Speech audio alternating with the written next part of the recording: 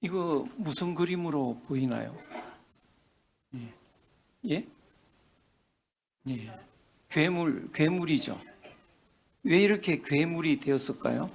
괴물이, 여기에 뭐가 있습니까? 요 앞에 뭐가 놓여 있습니까? 금고가 놓여 있죠. 돈 밝히다가 괴물이 돼버린 인간들의 모습입니다. 그러니까 오늘 사람들은 다 사람의 얼굴을 하고 있는 것 같아도 인간이 거의 없습니다. 거의 괴물이 다 돼버렸습니다. 왜 그렇게 됐을까? 돈 하다가. 예. 그래서 사람이 돈밖에 모르는 이상한 괴물로 바뀌었습니다. 왜 이렇게 됐을까요? 예. 사람들이 왜 이렇게 이상한 상태로 돼버렸을까? 예. 사기당해서 그렇습니다. 예. 사기를 당했습니다.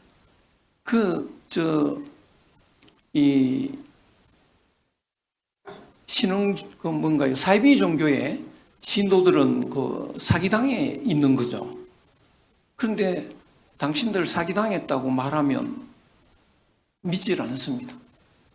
그러나 자기들은 그게 옳다고 생각하는데 사실은 그 사기당한 사람들이 행복할 수가 없습니다. 몹시 불행에 빠지게 되는데요. 오늘날 전 세계적으로 사람들이 사기당했다고 하면 이해가 되실까요?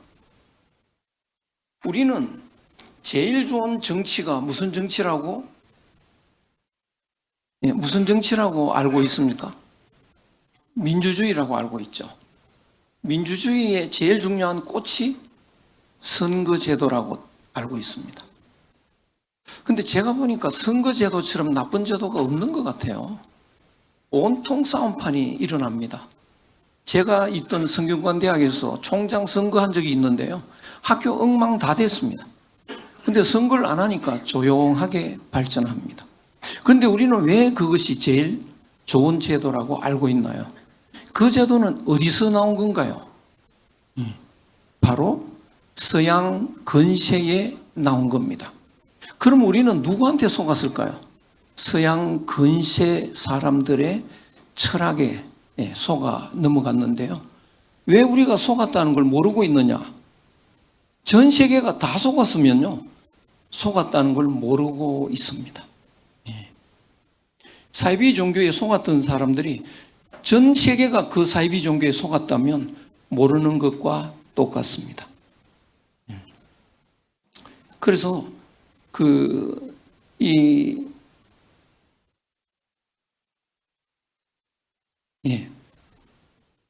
이렇게 속아서 인간성이 엉망이 되니까 인간도 망했고요. 지구도 망했습니다. 그래서 사람들이 이제 지구를 버리고 이사 갈 준비를 합니다. 어디로 이사 갈까요?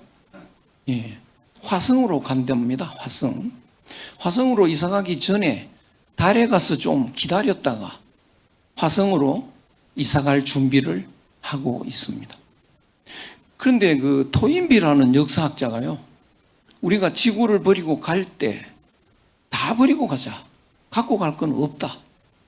그런데 딱 한 개, 대한민국의 효도사상은 가지고 가자. 그 이야기를 했다고 합니다. 그러면 대한민국의 효도사상은 뭘까요? 지구를 구할 수 있는 뭐가 있을 건가요? 그래서 역사가 계속 나빠지면 결국 망할 수밖에 없는데 역사는 순환을 합니다. 어떻게 순환을 하느냐? 봄, 여름, 가을, 겨울처럼 이렇게 순환을 합니다. 이것만 설명해도 1시간은 걸릴 것 같은데요. 결론적으로 그 사람에게 두 요소가 있는데요. 마음과 몸이 있습니다. 그런데 긴 역사 동안에 몸을 중심으로 챙기는 시대가 한번 있고 그게 한 500년 이렇게 갑니다. 그 다음에 마음을 중요하게 생각하고 마음을 주로 챙기는 시대, 이것이 한 500년, 800년 갑니다. 그런데 지금의 역사는 이 전 세계가 유럽의 역사에 합류하고 있습니다. 그러면 지금의 역사는 몸을 주로 챙기는 시대인가요? 마음을 주로 챙기는 시대일까요? 네. 몸이죠. 요새 사람들은 다 몸만 챙깁니다. 예. 몸짱 이러지 마음짱은 없습니다. 심지어는 못된 것도 용서한대요. 못생긴 건 용서 못한다. 이런 말도 합니다. 온통 몸 챙기는데, 몸 챙기는데 제일 필요한 게 뭐냐? 돈입니다. 그래서 사람들이 온통 돈 하는 거죠. 예. 그런데 지금은 이 몸 챙기는 시대가 이렇게 쭉 길게 오는데요. 몸 챙기는 시대의 마지막에 오면 어떻게 되느냐? 인간들의 마음이 완전히 엉망이 됩니다. 왜 그러냐면 몸 챙기는 시대는 경쟁을 자꾸 하게 됩니다. 돈을 챙기려면 서로 싸움이 계속되는 거죠. 그래서 너무 자꾸 싸우다 보니까 친구가 하나도 없어집니다. 사람이 싫어집니다. 그래서 친구하고 어울리지 않고 집에 가서 개 데리고 노는 시대가 됐습니다. 오늘날은요, 할아버지보다 개가 훨씬 좋습니다. 할아버지 돌아가셨을 때 우는 손자들 별로 없던데요. 개 죽으면요, 석 달간 웁니다. 예. 시대가 그렇게 됐습니다. 왜 이렇게 되냐? 친구보다도 개가 좋아. 왜 그럴까? 사람이 인간성을 다 잃어버려서 그렇습니다. 이렇게 되면 계속 이제 이렇게 가면 망하게 되는데요. 마음이 꽁꽁 얼어붙으면 이제 따뜻한 마음을 그리워하게 됩니다. 따뜻한 마음을 그리워하는 그런 이제 겨울에 꽁꽁 얼어붙으면 봄이 오듯이 이제 따뜻한 마음을 찾아 사람들이 이렇게 갈구하는 그런 시대가 오는데요. 이상하게 긴 역사에서 보면 희한한 두 나라가 있습니다. 한국과 일본입니다. 한국은 긴 역사에서 끊임없이 마음을 챙기는 사람들이고, 일본은 끊임없이 몸을 챙기는 아주 독특한 두 나라입니다. 그래서 일본은 사무라이가 계속 끌고 가고요, 한국은 붓을 가진 사람이 계속 끌고 가는 세계에서 아주 유일한 두 나라입니다. 그런데 과거에 몸을 주로 챙기는 시대는 서양 사람들이 중심으로 보니까 이쪽으로 쭉 내려오다 보니까 제일 앞에 일본인이 있었습니다. 그래서 일본인을 굉장히 좋아하고 존중했다고요. 유럽에서 그 백인 이외에는 태우지 않는 기차를 일본인은 태웠습니다. 그런데 이제 마음이 얼어붙어서 따뜻한 마음을 가진 사람들을 좋아하게 되는데요. 그래서 이 방향이, 역사의 방향이 바뀌었습니다. 바뀌니까 한국 사람들이 저 앞에 가 있습니다. 그러니까 이제 오늘날은 또 한국 사람을 좋아하는 시대가 됐습니다. 한국 사람은 그 마음을 챙기다 보니까 사랑을 해도요, 다른 나라하고 사랑하는 방식이 좀 다릅니다. I love you라고 안 합니다. 한국 사람들은요. I도 you도 빼고 그냥 사랑합니다 한마디로 하는데요. 사랑하면 당신과 내가 하나가 되는 겁니다. 하나가 되면 어떻게 되느냐? 희생을 합니다. 그래서 한국 사람들은 사랑하는 사람을 위해서 자기가 죽어주는 이상한 사랑을 하는 거죠. 그러니까 바보 같은 사랑인 줄 알았는데 온 세상 사람들이 마음이 꽁꽁 얼어붙었다 보니까 나도 저런 사랑 한 번만 받아봤으면 죽어도 소원이 없겠다. 이것이 오늘날 한류 문화라고 하는 온 세계가 바람을 일으키고 있는 그런 현상이 됐습니다. 그러다 보니까 한국 드라마 보고 싶고요, 한국 노래 부르고 싶고요, 또 한국 춤도 추고, 한국 사람이 춤추는데 그게 춤도 아니죠. 풀풀 뛰는데요, 온 세계 사람들이 따라 추고 그렇습니다. 요새는 한국 사람들이 라면을 자꾸 먹으니까요, 온 세상 사람이 라면을 또 먹고요, 떡볶이도 먹어도 되고 김밥도 말아먹고요. 왜 그러냐? 한국 사람이 저 앞서 있는 것처럼 보이는 거죠. 그래서 이제 한국에 답이 있다. 한국에서 답을 찾아야 되는데요, 세계를 이끌어 가려면 세 가지 요소가 필요한데요, 경제력이 받쳐줘야 되고요, 문화예술이 흥행을 해야 되는데 두 가지는 이미 한국이 해내고 있습니다. 그러면 마지막으로 시대 정신을 대변하는 K 철학이 나와주면 세계를 이끌어갈 수 있는 그런 역할을 할 수가 있는데요. 그러면 K 철학을 누가 어떻게 만들까?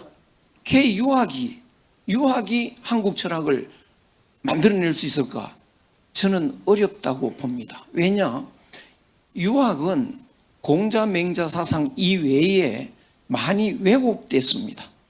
예컨대 삼강 오륜하는 게 유학의 핵심인 줄 아는데요. 삼강은 공자 맹자 사상하고 반대입니다.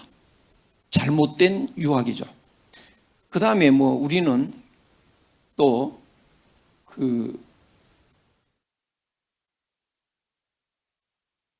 이게 잘 안 되네요. 우리는 충신불사 이군 이게 유학인 줄 아는데요. 이것도 공자 맹자 사상이 아닙니다. 그래서 유학이 많이 왜곡됐기 때문에 새로운 K 철학, 한국 철학으로 나오기가 어렵습니다. 그러면 우리 유학 중에 잘못된 것을 다 도려내고 순수하게 공자 맹자 철학만 꺼내면 그것이 오늘날 위대한 철학이 되지 않을까?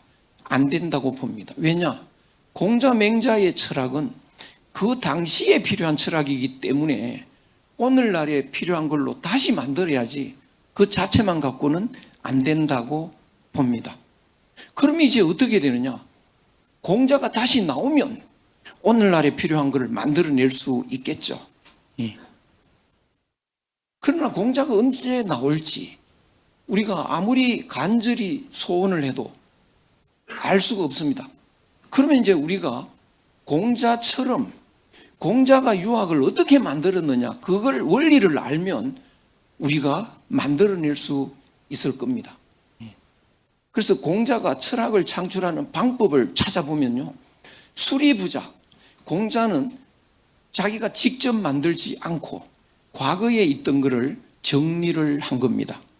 그 다음에 집대성, 기존에 있던 걸 다 모아가지고 하나의 원리로 꿰어내는 그것이 일이관지라는 거고요.